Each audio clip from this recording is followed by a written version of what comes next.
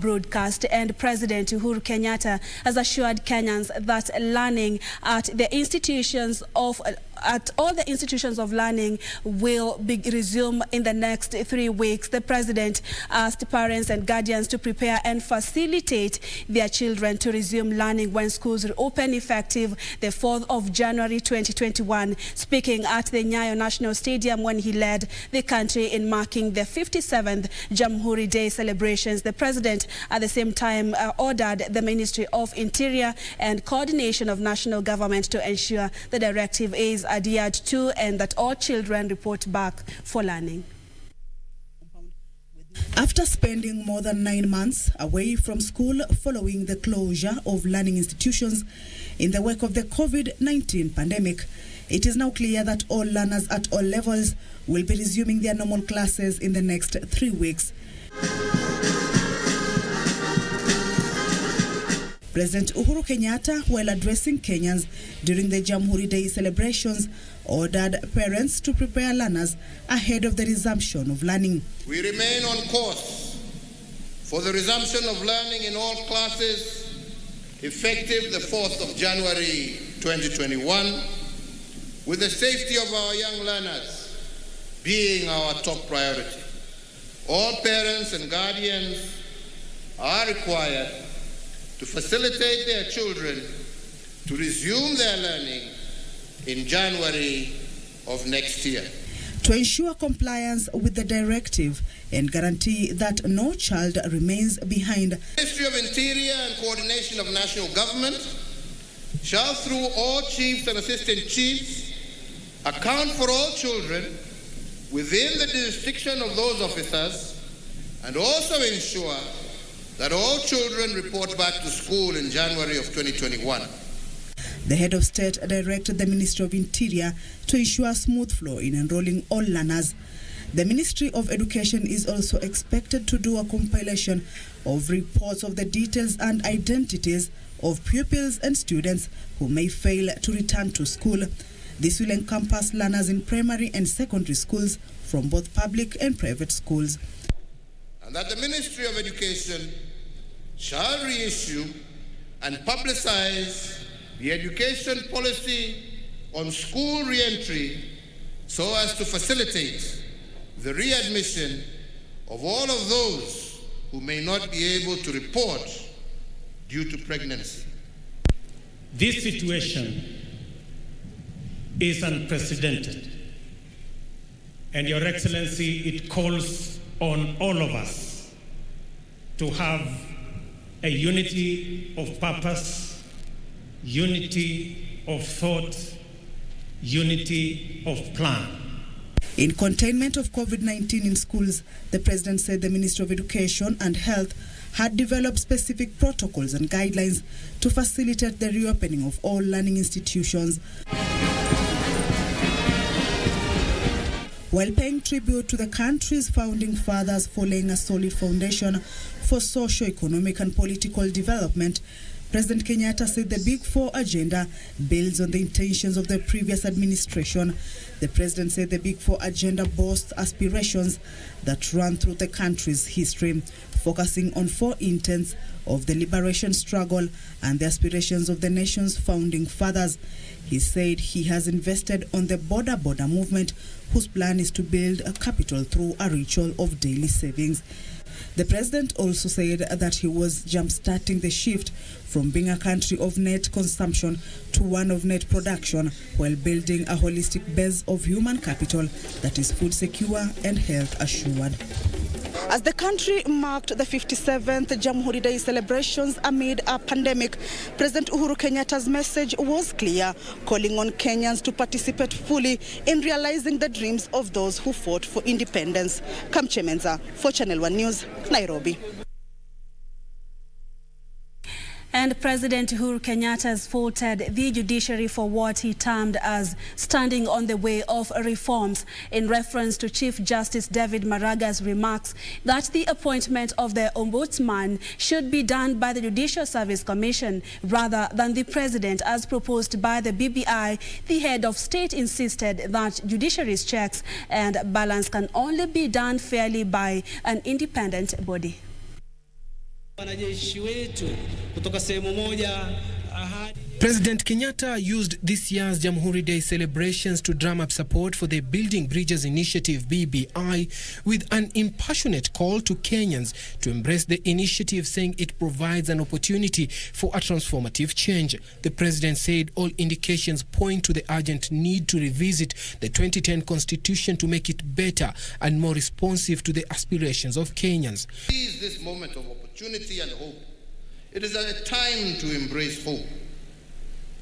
In a triumph of hope over fear, in March, reacting to claims by the judiciary arm of the government of alleged interference by the executive, the president did not mince his words, stating that an independent office of the judiciary ombudsman will oversight judicial action on behalf of the people.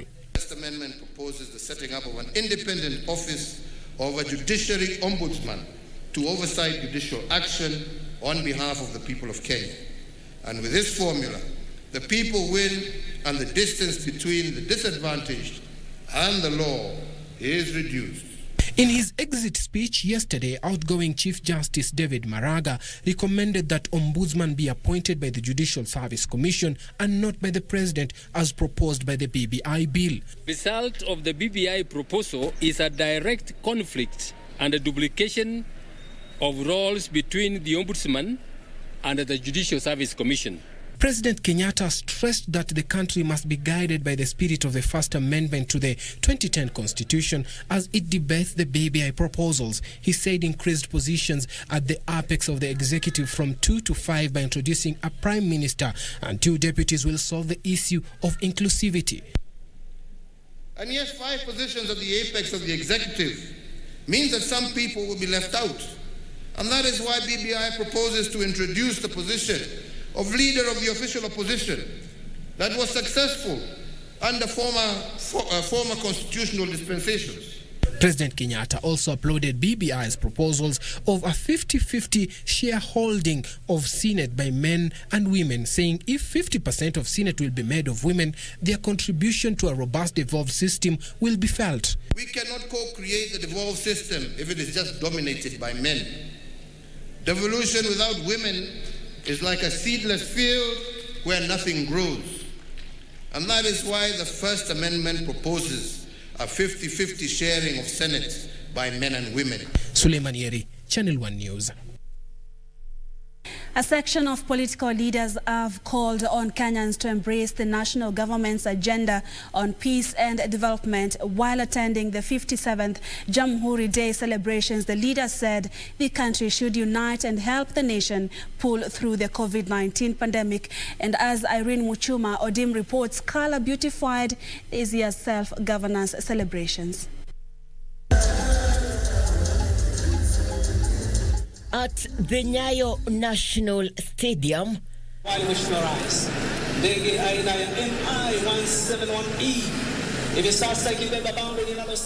Jamhuri Day marked in colors symbolizing the flag of the Republic. The Kenya Defence Forces showcasing its marching prowess.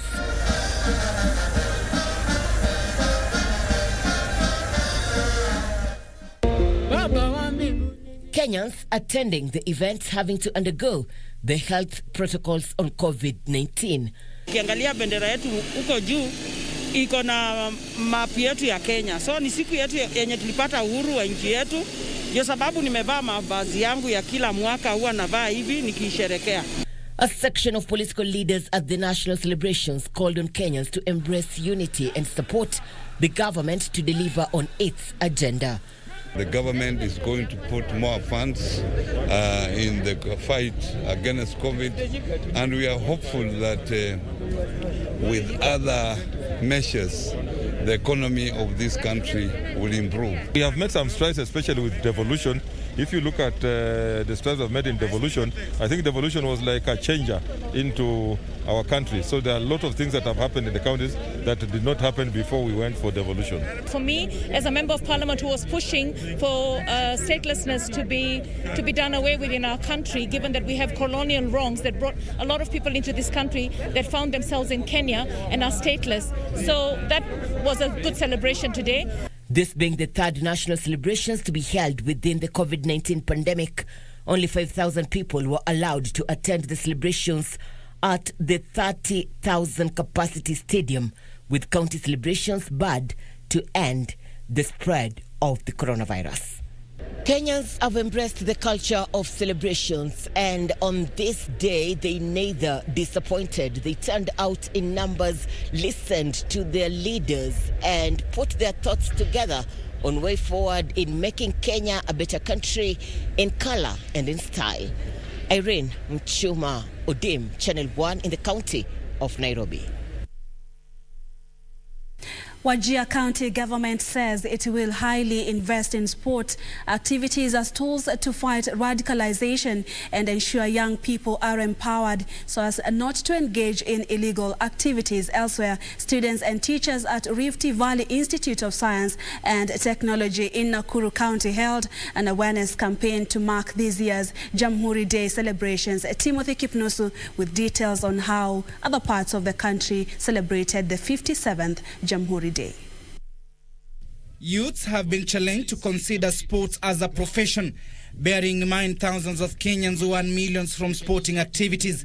Speaking during this year's Jamhuri Day soccer tournament between Halani and Iftin teams, Wajir Governor Mohammed Abdi said his administration will continue investing in upgrading the Wajir Stadium to ensure it has modern facilities and provide a platform for young people to nurture their talents. Tunataka kufanya hiyo stadium iwe ya kisasa, ili vijana yetu kama saa hii tulikuwa naangalia wengine wanashinda kukick kwa sababu ya mchanga.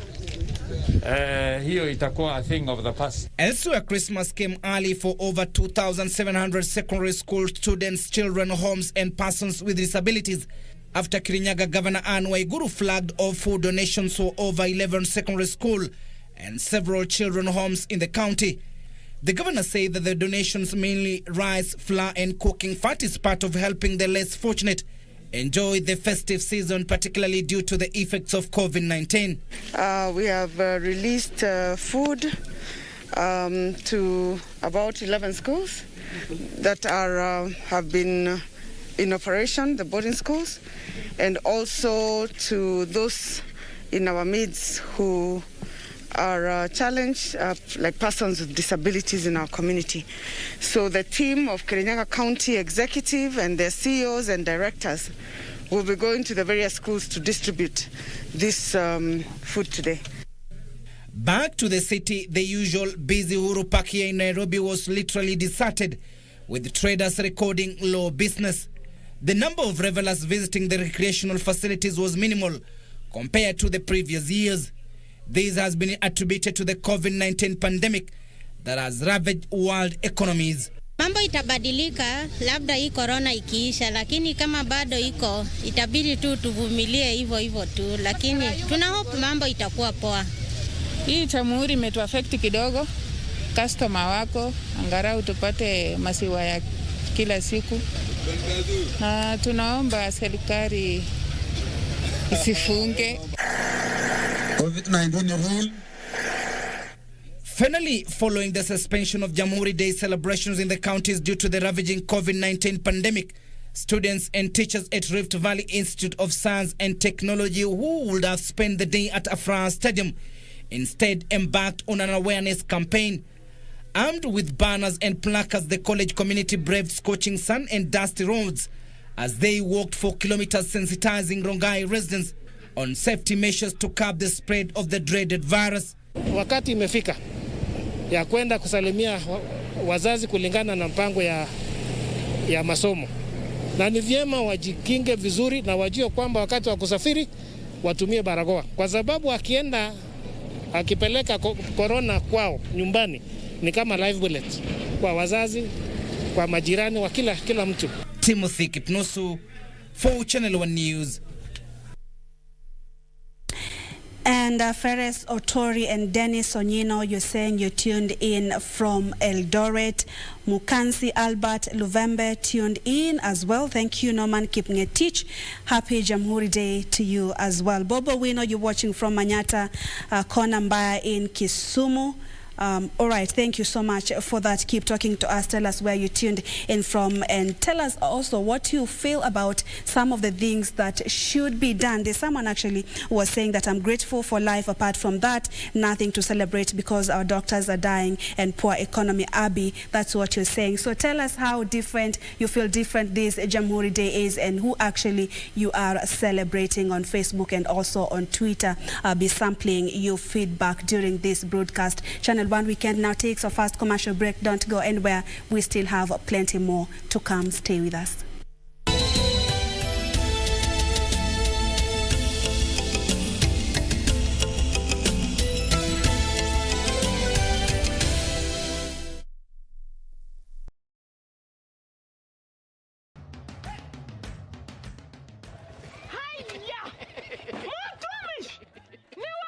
Ni mimi. Ulitoa pikipiki? Mlitani sitaomoka. Ni yako. Hii nduti ni yangu. Niliwahi pale QuickBit. QuickBit? QuickBit imekuja kusaidia wananchi kama sisi. Nilinunua 399 shillings. Juu nilikuwa the lowest unique bidder. 399 shillings. QuickBit shilingi moja unaweza nunua friji. Shilingi mbili unaweza nunua microwave. Shilingi tano unaweza nunua hata gari. So tupeleke huko hata. Mtu aende huko. Jiunga na QuickBit ni rahisi. Enda kwenye M-Pesa, bonyeza paybill kisha weka business number 4032353. Kwenye account weka kodi ya bidhaa unayotaka na bidi yako ya chini zaidi. Kwa mfano TV 16. Kisha weka shilingi 20 tu kama idadi yako. Weka bidi yako pia kwenye www.quickbit.co.ke. Kumbuka, bidi ya chini zaidi ya kipekee ndio ununua. QuickBit, bidhaa bora kwa bei ya chini. This weekend on KBC Channel 1. We'll be talking about gender-based violence. So this is a big word. That principal would bang the door at 2 a.m. This man is a molester. Go get your stuff from him. You must find a way of getting your stuff from that house. And get out of that house before the night falls. That's where I learned that gender-based violence is real. If you don't comply, I'll make sure you fail. I want to teach that man a lesson. I want him to know that his decision does not determine anybody's future incomplete. Next on. He's in love with me and not with you. You look beautiful. Do you like it? Yes. And I'm the happiest woman in the world, and I love him. I really love him with all of my heart. Oh, Hunt. You look beautiful, darling. I think it's time. No. I think the baby is coming. Oh, what? I don't know. Oh, darn it. I'm feeling so itchy all over. Ugh. You went back to gambling, am I right? No, Mother. I was looking for a job. That seems far more important than a psychiatrist. In Love with Ramon. This weekend on KBC Channel 1. You won't sell me for a check. You don't know me. Flavia lady wants to consume my father. That's why she invited him to the wedding. That's why she invited him to dinner tonight. No more flowers. No more insinuation. I am a married woman. Children will accept me as their mom. Everything will be fine. We have the same nose for money. You are also suspecting that it's Flavia. Bianca. Athletics Kenya is credited for starting organized athletics following its formation in 1950, when it was known as the Kenya Amateur Athletics Association, to become a powerhouse with great achievements to behold. And that is why this Tuesday, the 15th of December, Athletics Kenya will be commemorating 70 years of existence. Your true sports partner, KBC Channel 1, will ensure you don't miss out of such a prestigious occasion as they honor the men and women who made it happen. Let's join the celebrations from 10 a.m. in a true Kenyan spirit.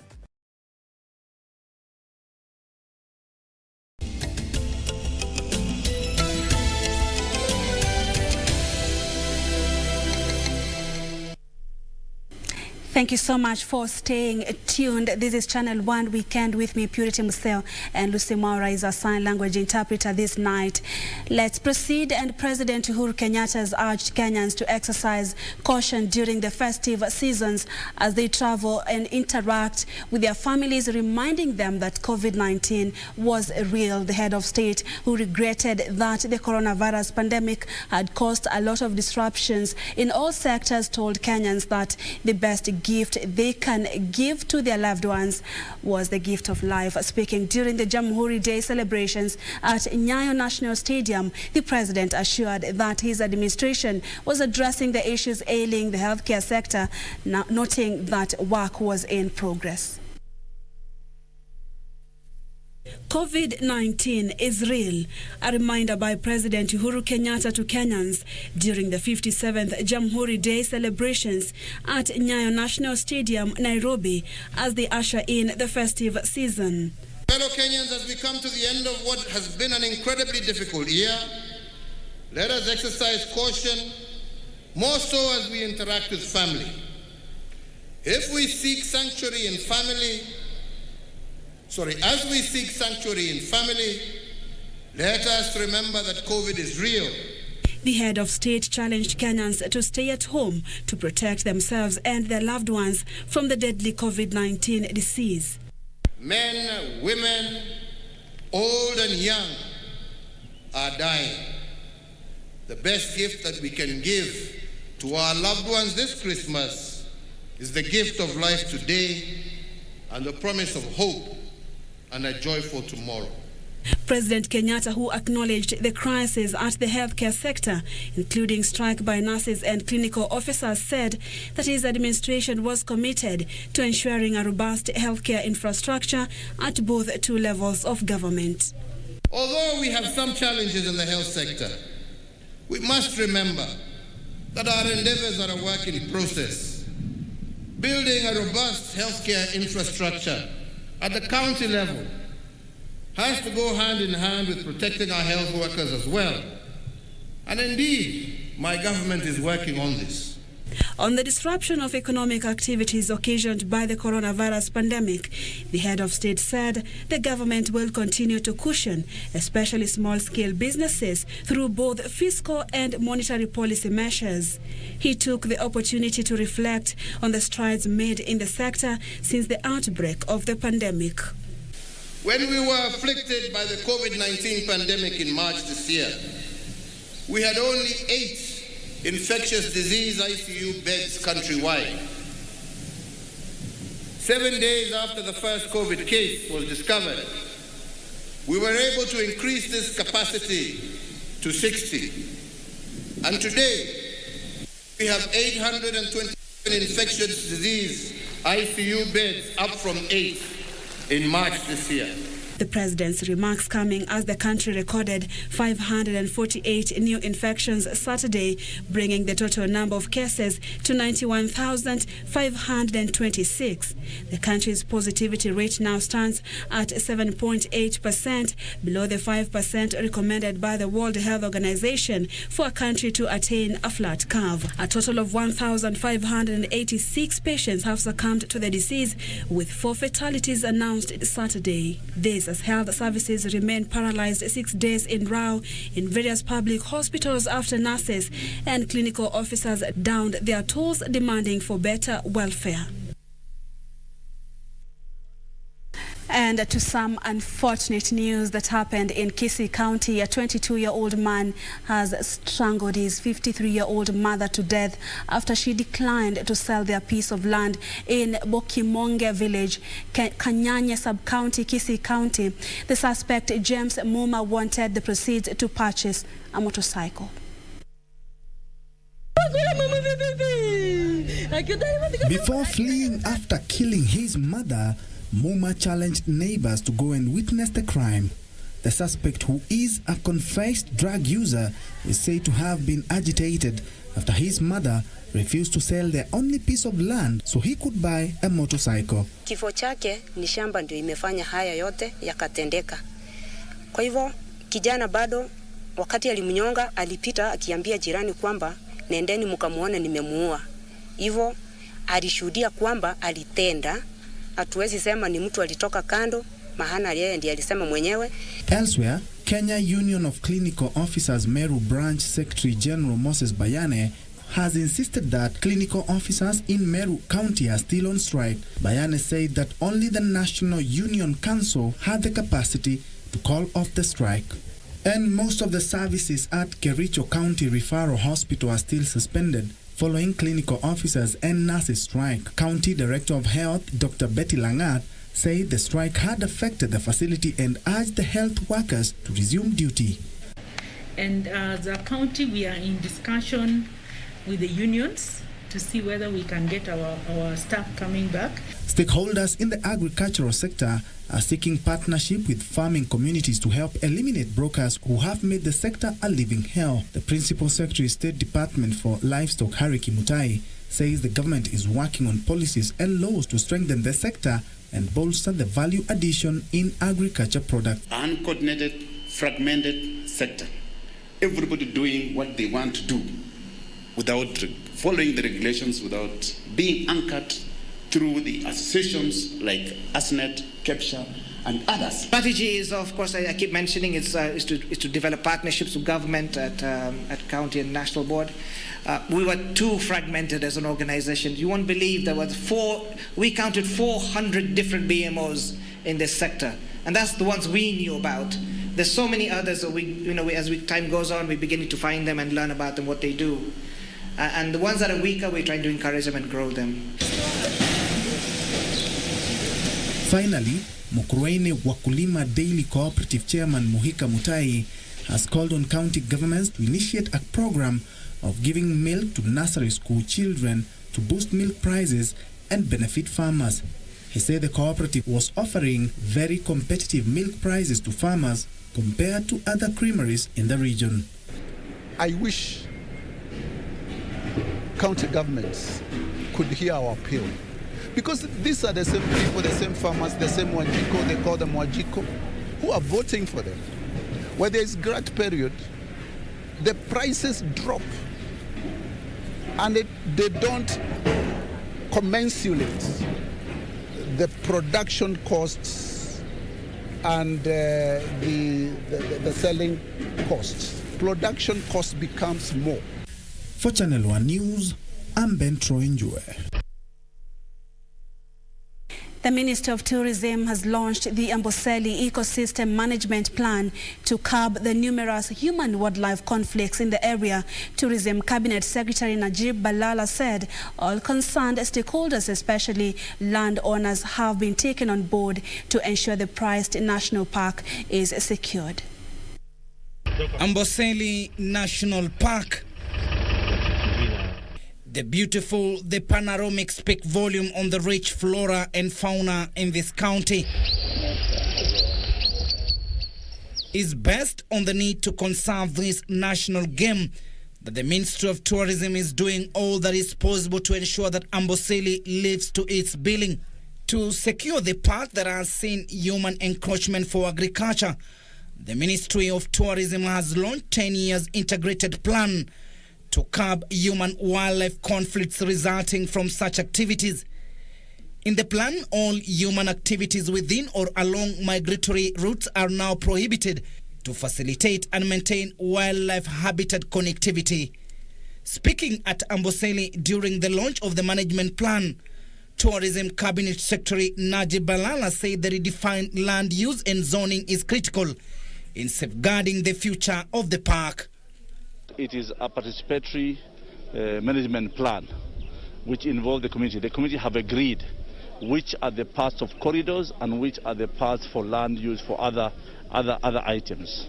So the most important thing is that when there is a change in the next 10 years, it cannot be happening and they'll not be getting any approval because we have all agreed this is the way we are going. Kenya Wildlife Services Director General John Waweru says measures have been put in place to ensure landowners benefit from ecosystem conservation and clearly spell out coexistence guidelines that address any interruptions. Ecosystem and the park plans that have outlined the conservation issues will address urgently the need to maintain integrity of the park, Amboseli National Park, and its ecosystem.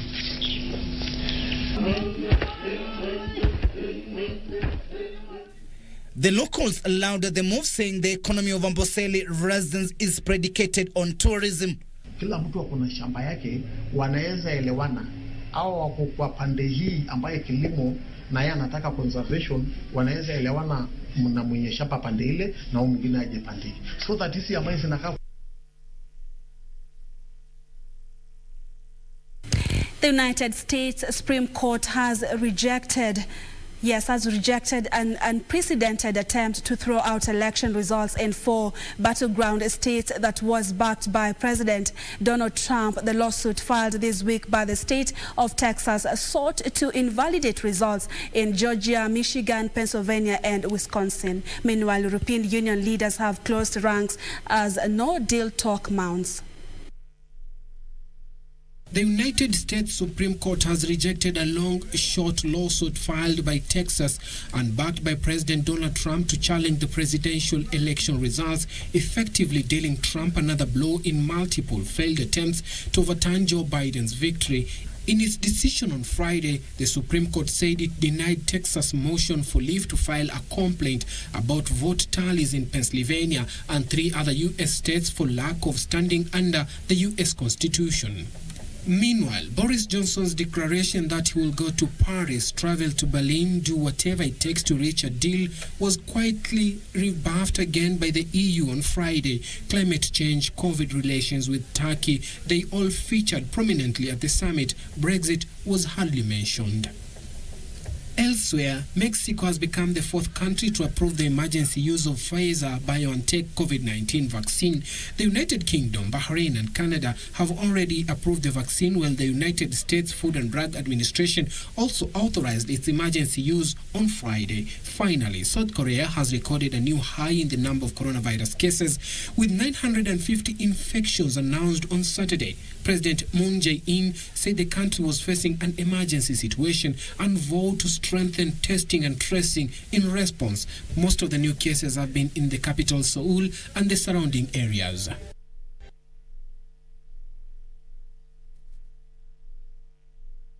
Another break will do right here at Channel 1 Weekend. Stay with us, still plenty more to come, including sports.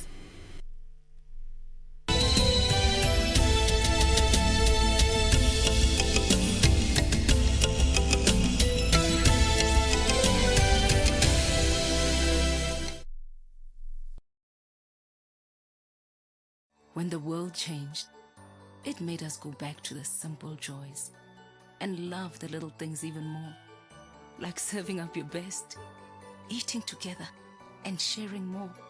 Now, we'll take nothing for granted and always remember to taste the simple joys.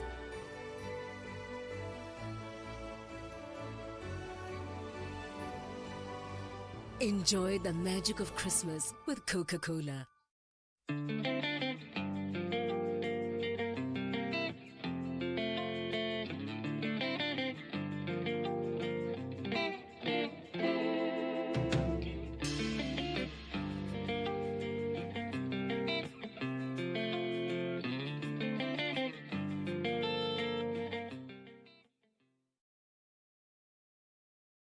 This weekend on KBC Channel 1. Lakini kitu gani mimi unajua sikuelewi ujue.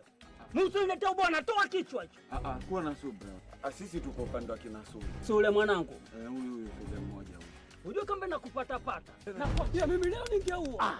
Wewe hebu twende pole. Kufanyika nini sasa? Yule mnoko yule mzee yule sijua nyumba 10. Sanzuka nakwambia ametia show.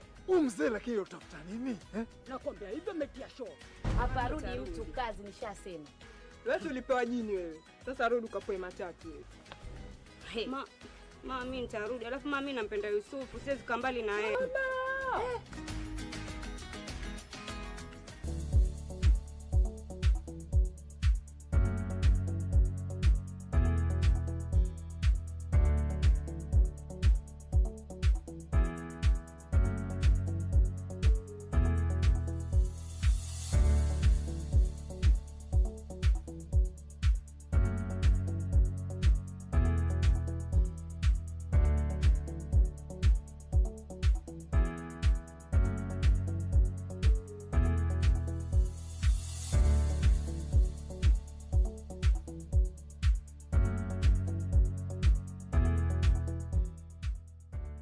a love from the past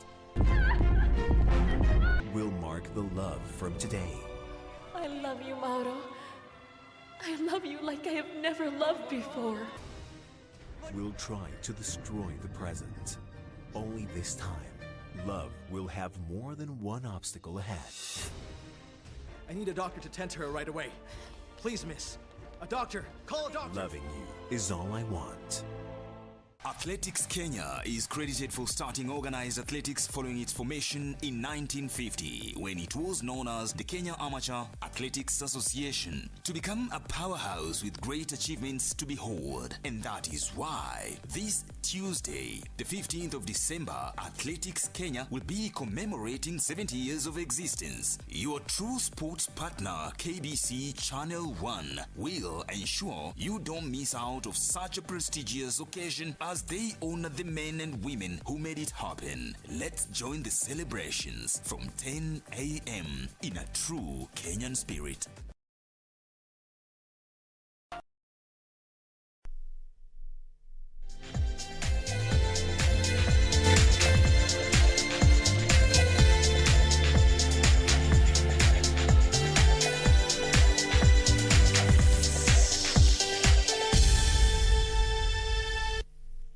Time for sports news. FKF Premier League champions Gor Mahia today started their title defense on a winning note after narrowly beating Ulinzi Stars 1-0 in a league match played at the Nyayo National Stadium.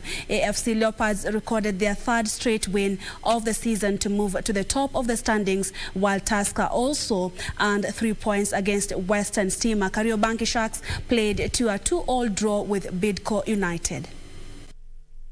AFC Leopards have moved to the top of the FKF Premier League standings after beating Sofapaka 3-0 in one of the 4 league matches played today across the country. After a goalless first half, Elvis Rupia netted a hat-trick to hand Leopards their third straight win of the season, moving them to the top of the table with 9 points.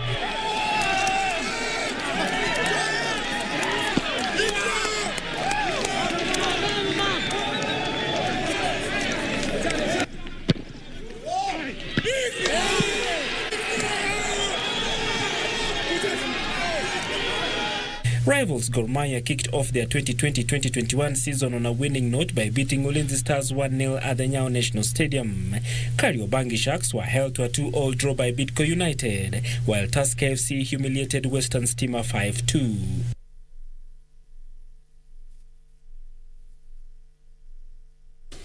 Also, the Kenya Darts Federation has asked the Ministry of Sports to give the federation the green light to have their National League kick off. The federation, which held an end-year tournament today, promised to adhere to the government's protocols in curbing the spread of COVID-19. Following disruptions by the outbreak of coronavirus, the Kenya Dance Federation did not have its National League go on as planned, but focused on some minor tournaments to prepare teams for new season. The Federation held the third edition of Magereza Cup at Nairobi West Prisons that brought together 10 teams that feature in top-tier league. Hosts Magereza had an exemplary performance in Group A after claiming a 9-1 points win over APTC before registering a similar result against Njaidaini. The team claimed victory against Mang team to emerge victorious in Group A. In Group B, RV Prisons beat Committee Lions by 7 points to 3, while Rongai Police claimed a 8-2 win over Committee Lions. So tungeomba hata sisi pia tufunguliwe tukue kama any other sporting activity like football, tuanze michezo yetu kama kawaida. We are planning how we are going to play hii game. Tuendelee kucheza hii mchezo in a safe way. So probably tutakuwa tukicheza timu dogo, si timu kubwa. Before tulikuwa tunaingia kwa mchezo kama watu 200-300, lakini tunafikiria vile tunaweza cheza timu dogo. Sponsors this event so that we can bring back our darts participants to continue with their preparation for the league and also for other events. Since the pandemic, what we call the COVID-19, this is the dart event organized by the KDA, but this one is majorly concerned about the Kenya prisons, and it is called the Magereza Darts Cup 2020. and it will be running all over the coming years. We have not had games as we have always had them in yesteryears. This is our third game in this year, and it was a game that was initiated by the Kenya Prison Service to introduce a trophy that will be running through the years. The tournament was aimed at preparing teams for next season's league campaign.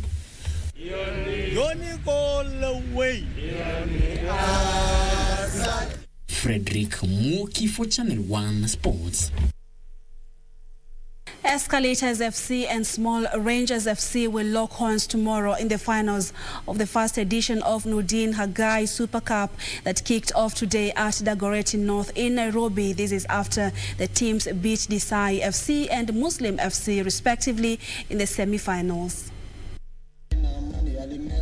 6 teams featured in the first edition of Nordin Kagai Super Cup that was aimed at sporting and nurturing talent from grassroots levels. Escalators FC will lock horns with Small Rangers FC tomorrow in the finals after sealing a spot following a 1-0 win over Desai FC and Muslim FC respectively. The idea or the theme behind the tournament is citizenship rights through sports. Why do I say this? Because we have realized a number of young people either lack valid documentations or 2, never know their rights. So I'm more or less doing a legal aid courtesy of my profession, that is law, and also trying to empower the youth via sports, as you can see behind. So this is one of the future tournaments we want to have. The tournament will be held on an annual basis, with the second edition set to be held on April next year. Meanwhile, the 7th edition of Team Wanyonyi Super Cup that brought together 95 teams culminated today at Kabete Grounds. Leeds were crowned men's champions after claiming a 4-2 win over Leverkusen on post-match penalties following a 1-1 draw in regular time.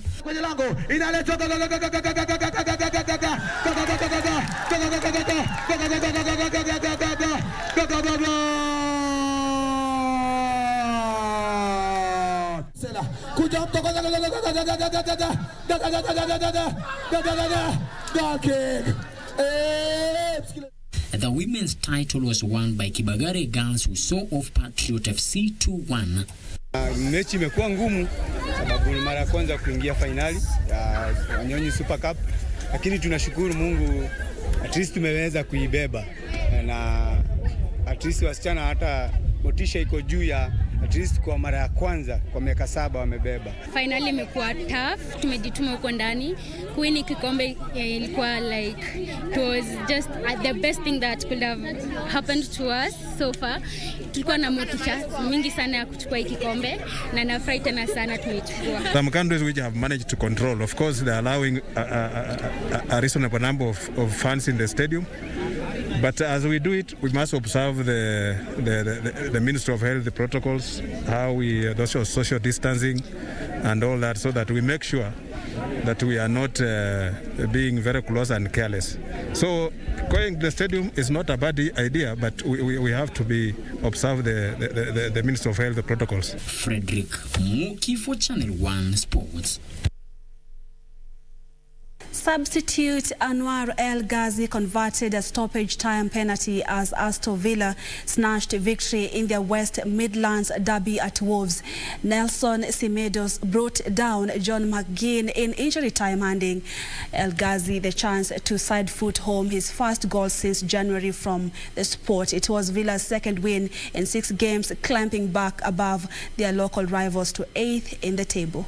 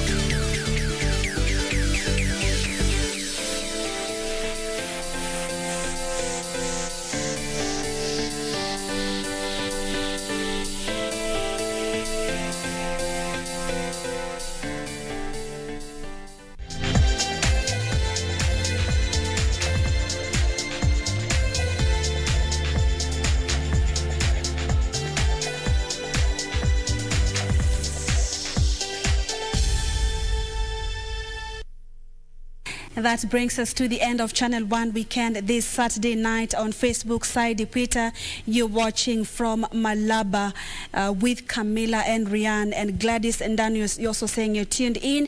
And then we have Joshua Monguru Ishmael tuned in from Kisii. Grace Atieno, you're also watching. Thank you so much for your company. My name is Purity Museo. Lucy Mora has been our sign language interpreter tonight. Up next is Weather Forecast. Good night and God bless.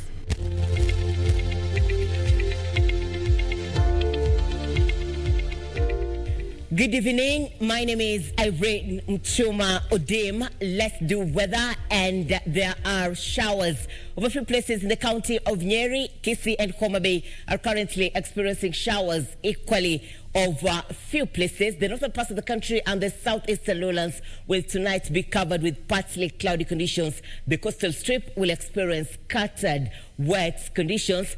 And tomorrow we are looking forward towards a more sunnier day from what we had today. Yes, this is it. The whole country will experience sunny intervals. There'll only be cloudy weather conditions over a few places around the coastal strip and a few areas in Garissa. In the afternoon, we'll see changes only over a few places in the country. This will only affect the county of Kisumu. There'll be showers accompanied by thunderstorms. Also over a few areas in Nyeri and Meru, we're looking forward towards afternoon hours to experience wet conditions. But meanwhile, the northern parts of the country, the coastal strip and the southeastern lowlands, equally at the capital, we're looking forward to sunny intervals throughout the day. Let's have a look at temperatures, and a favorable one, though they've slightly gone up in Lodwar and Mandera. We're looking forward to highs of 36 degrees Celsius Sunday. Tonight, the capital is experiencing highs of 16 degrees Celsius. Let's cross the borders and have a look at the international forecast. Be well. See you tomorrow. God willing.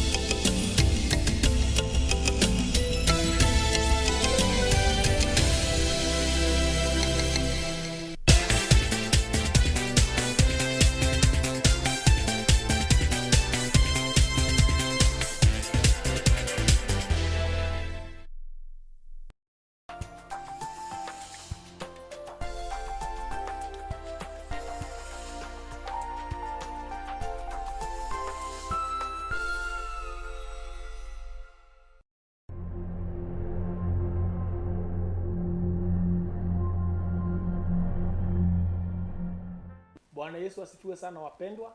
Kwa majina yangu naitwa Reverend Alex Kimani, na mtumikia Bwana na kanisa la KAG Kawangware. Unapoenda on your way to Kabiria Satellite pale karibu na Durarua, ukienda pale police station, na niko hapa niweze kuwaletea neno fupi la Bwana, na nataka